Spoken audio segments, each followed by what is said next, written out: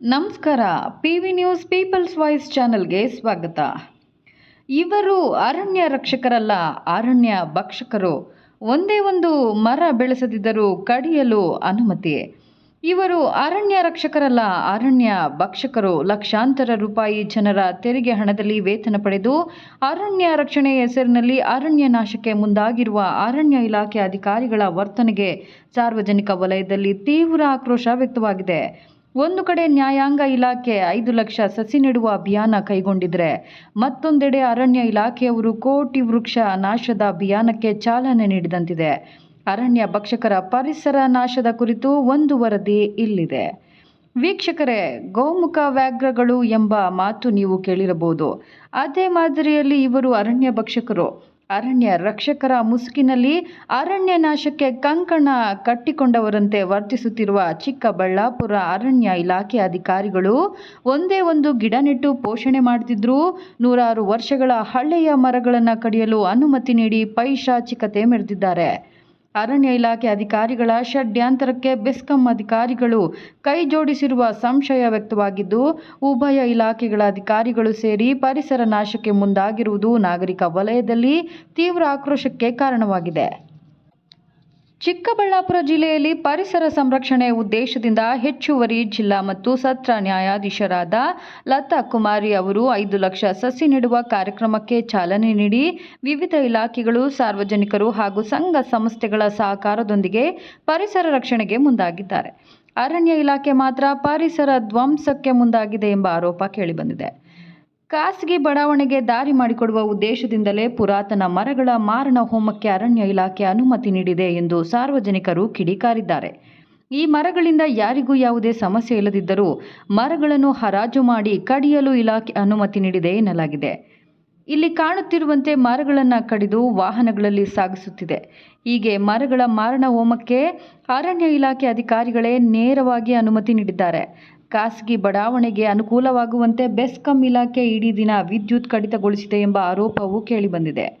ವಿದ್ಯುತ್ ಸ್ವೀಕರಣಾ ಕೇಂದ್ರದ ದುರಸ್ತಿ ಹೆಸರಿನಲ್ಲಿ ಈ ಭಾಗದ ವಿದ್ಯುತ್ ಸಂಪರ್ಕವನ್ನು ಸ್ಥಗಿತಗೊಳಿಸಿದ್ದು, ಇದರಿಂದ ಇಡೀ ನಗರದಲ್ಲಿ ಭಾನುವಾರ ವಿದ್ಯುತ್ ಇಲ್ಲದೆ ನಾಗರಿಕರು ಪರದಾಡುವಂತಾಯಿತು.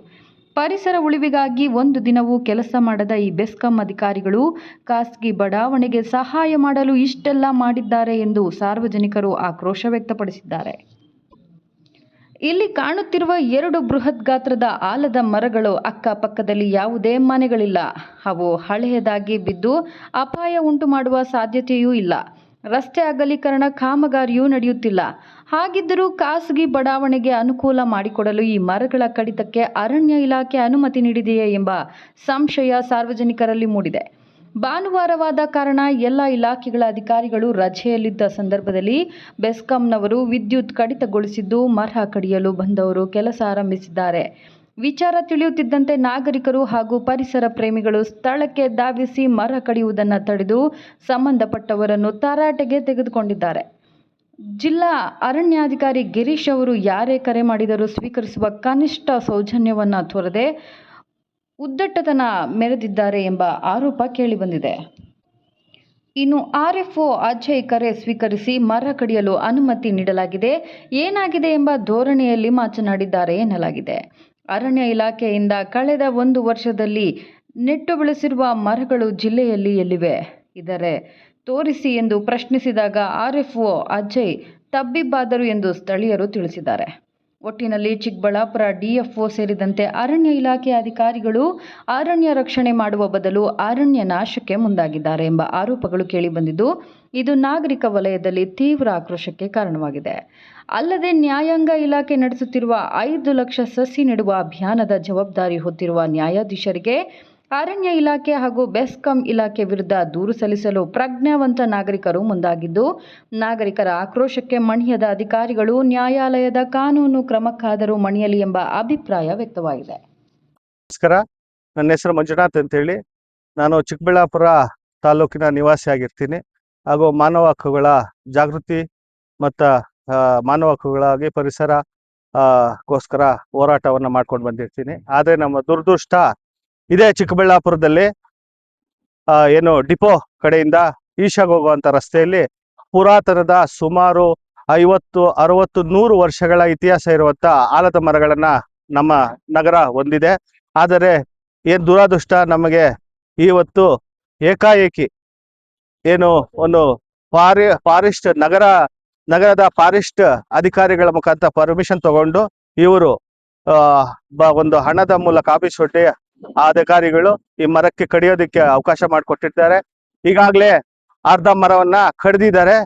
ಈಗಾಗಲೇ ನಮಗೆ ವಿಷಯ ಗೊತ್ತಾದ್ಮೇಲೆ ಇದ್ರ ಬಗ್ಗೆ ಬಂದು ಪತ್ರಿಕಾ ಮಾಧ್ಯಮದ ಮುಖಾಂತರ ಮತ್ತೀಗ ಪತ್ರಿಕಾ ಸಹಾಯದಿಂದ ಇದನ್ನ ಬಹಿರಂಗಪಡಿಸ್ತಾ ಇದೀವಿ.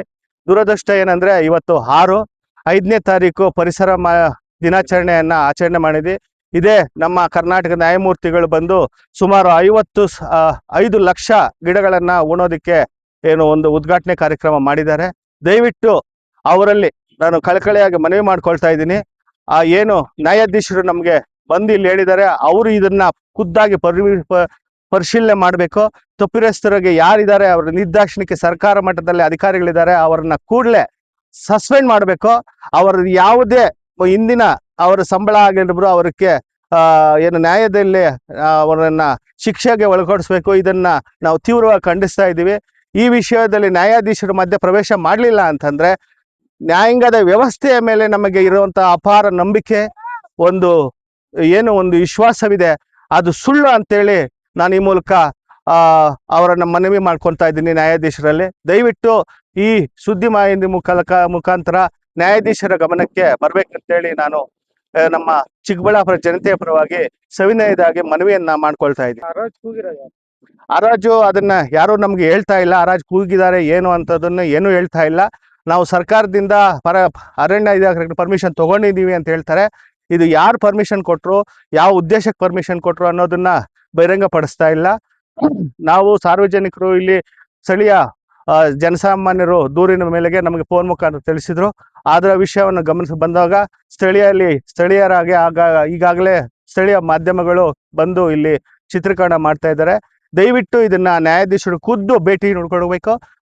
ನಮ್ಮ ಜಿಲ್ಲಾ ಅಧಿಕಾರಿಗಳು ಇದನ್ನ ಪರಿಗಣನೆಗೆ ತಗೊಂಡು ನೆಕ್ಸ್ಟ್ ಸಭೆಯಲ್ಲಿ ತೀಕ್ಷ್ಣವಾಗಿ ಅವರನ್ನ ಪ್ರಶ್ನೆ ಮಾಡಿ ಪಬ್ಲಿಕ್ ಸೆಕ್ಟರ್ ಅಲ್ಲಿ ಈ ವಿಷಯವಾಗಿ ಬಹಿರಂಗ ಪಡಿಸ್ಬೇಕಂತ ಹೇಳಿ ಸ್ಥಳೀಯ ಜಿಲ್ಲಾಧಿಕಾರಿಗಳು ನಾನು ಮನವಿಯನ್ನ ಮಾಡ್ಕೊಳ್ತಾ ಇದೀವಿ. ಈಗಾಗಲೇ ನ್ಯೂಸ್ ಮುಖಾಂತರ ಹೋಗಿರುತ್ತೆ, ಅದನ್ನು ಚಿತ್ರೀಕರಣ ಆಧರಿಸಿ ಈಗಾಗಲೇ ನಾನು ನನ್ನ ಮನವಿಯನ್ನ ನಾಳೆನೆ, ಇಲ್ಲ ಇವತ್ತು ಭಾನುವಾರ ಆಗಿರೋದ್ರಿಂದ ನಾಳೆ ನಾನೇ ಖುದ್ದು ದೂರನ್ನ ನಾನು ಈ ಮರಗಳ ಒಂದು ಹೋರಾಟದಲ್ಲಿ ಏನು ಅನ್ಯಾಯ ಆಗ್ತಾ ಇದೆ ಅದಕ್ಕೆ ನಾನು ನಾಳೆ ದೂರನ್ನ ಕೊಡ್ತೀನಿ ಅಂತ ಹೇಳಿ ಈ ಮೂಲಕ ಜನಸಾಮಾನ್ಯರಲ್ಲಿ ಮನವಿ ಮಾಡ್ತಾ ಇದ್ದೀನಿ. ಅವತ್ತು ಯಾವ್ದೋ ಲೇಔಟ್ ಕಟ್ ಆಗುತ್ತೆ ಅಂತ ಹೊಡಿತಾ ಇರೋದು ನಿಜ? ಇದು ಲೇಔಟ್ಗೆ ಅಡ್ಡ ಆಗ್ತಾ ಇದೆಯೋ ಆಗಿಲ್ವೋ ಅದನ್ನ ಉನ್ನತ ಮಟ್ಟದ ಅಧಿಕಾರಿಗಳನ್ನ ಪರೀಕ್ಷಣೆ ಮಾಡಬೇಕು. ಅದಕ್ಕೆ ಕಾನೂನು ರೀತಿಯಲ್ಲಿ ಕಡಿಯೋದಕ್ಕೆ ಯಾವ ರೀತಿ ಅನುಕೂಲ ಇದೆಯಾ ಅನನುಕೂಲ ಇದೆಯಾ ಅದನ್ನು ಖುದ್ದು ಪರಿಶೀಲನೆ ಮಾಡಬೇಕು.